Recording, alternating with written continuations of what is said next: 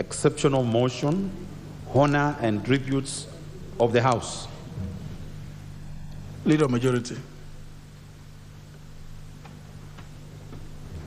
Thank you, Honorable Speaker.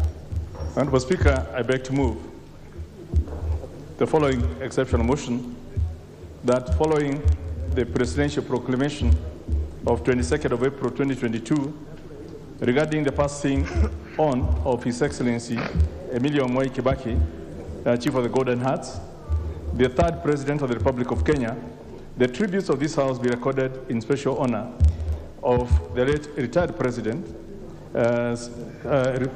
President's long uninterrupted service in this House, his selfless service to the Republic, exemplary achievements, accomplishments of the country, his role in shepherding Kenya into a new constitutional dispensation in 2010, and for his patriotism and role in promoting socio-economic growth and development of the Republic of Kenya and the East Africa region.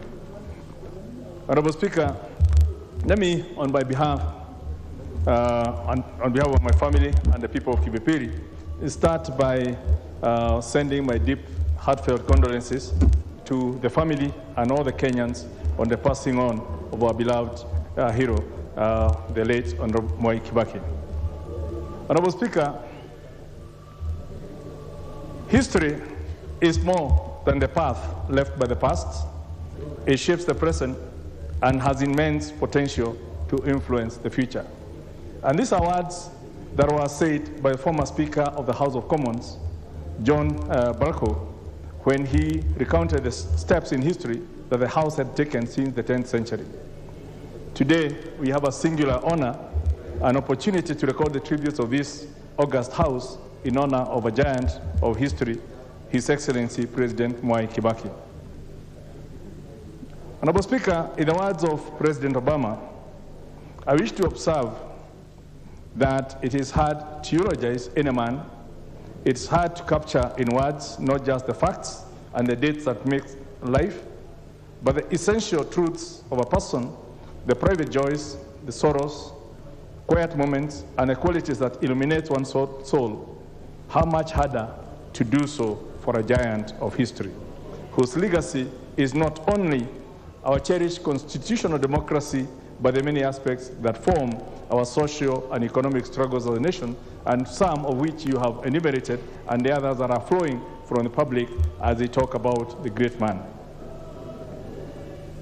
Honorable Speaker, like other giants of history before him, Honorable Kibaki came from a very simple family as the last born of a humble peasant farmers, and he would, as expected, have spent the early childhood assisting his parents to carry out the normal family chores as a hands boy, and including ferrying tobacco from Othaya through the mountain Abadeas all the way to Naivasha and eventually to Donyunjeru when he was a young boy. But this did not deter him from rising to serve his country in the highest office in the land. And I don't want to go through his education, you've covered. But Honorable Speaker, as I stand before this House to mourn and pay tribute to my political mentor, the late President, who is a great economist and a leader to which this country owes a great deal of gratitude. He served in various capacities and left commendable changes wherever he went.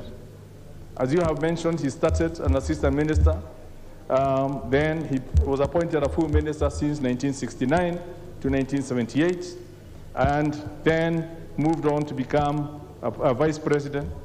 And during that time, Kenya saw unprecedented growth. I've read a few of his budget speeches, and which I have here, and members would want to share. The library has quite a good collection of that. And just looking at what was happening in the 1970s, I would like to quote what in the budget of 1970, what he said at that point. That given the shortfall in revenue available to the exchequer at the time, at the existing tax rates, and our recent heavy reliance on the banking system, I should have reduced the level of development spending in the 1976-1977 budget in order to keep our books in balance. I'm, however, reluctant to do this particularly if it delays the restructuring of our economy and its recovery from the recent recession.